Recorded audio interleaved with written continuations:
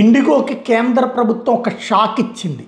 ఒకవైపున ఇండిగో ఇవాల్టికి పరిస్థితి చక్కబడిపోయింది, రేపటి నుంచి అన్ని సర్వీసులు నడపబోతున్నామంటూ CEO ప్రకటన చేసిన కొద్దిసేపటికే ఒక కీలకమైనటువంటి షాక్ ఇచ్చింది. ఏదైతే ఈ శీతాకాలానికి సంబంధించి ఇండిగో షెడ్యూల్లో 5% కోత విధిస్తూ ఒక పనిష్మెంట్ ఇచ్చింది కేంద్ర ప్రభుత్వం, లేదా కేంద్ర పౌర విమానయాన శాఖ మంత్రి అయినటువంటి రామ్మోహన్ నాయుడే అనొచ్చాము. ఎందుకంటే త్రూ ఆ శాఖ ద్వారానే ఈ నిర్ణయం ఉంటుంది. ఇందులో ప్రధానమంత్రి జోక్యం ఏమీ ఉండదు.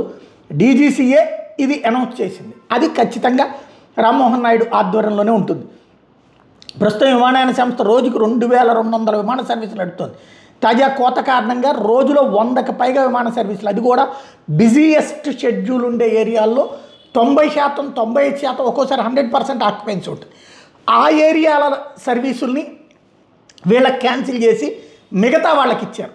తద్వారా ఒక పెద్ద షాకింగ్ డోస్ ఇచ్చారనమాట. అదే సందర్భంలో సవరించిన షెడ్యూల్ వివరాలు బుధవారం సాయంత్రం 5 గంటలలోపు తమకు అందించాలని ఇండిగోను ఆదేశించింది. ఆ కోత విధించిన మార్గాలను ఇతర విమానయాన సంస్థలకు తిరిగి కేటాయించబోతున్నట్టు చెప్పింది. ఇండిగో శీతాకాల విమాన సర్వీసులు కేంద్రం తగ్గిస్తుందన్నటువంటి విషయం ముందే రామ్మోహన్ నాయుడు చెప్పినటువంటి నేపథ్యంలో ఇది కీలకమైనటువంటిది. మరోవైపు తాజా సంక్షోభ నేపథ్యంలో పైలట్ల విశ్రాంతికి సంబంధించిన నిబంధనలు DGCA సడలించినటువంటి నేపథ్యంలో international federation of airlines pilots association ఆందోళన వ్యక్తం చేసి దీన్ని వెంటనే వెనక్కి తీసుకోవాలని భారత ప్రభుత్వాన్ని కోరింది. లేదంటే పైలట్ల అలసట వల్ల భద్రత మీద ప్రతికూల ప్రభావం చూపెడుతుందని హెచ్చరించింది.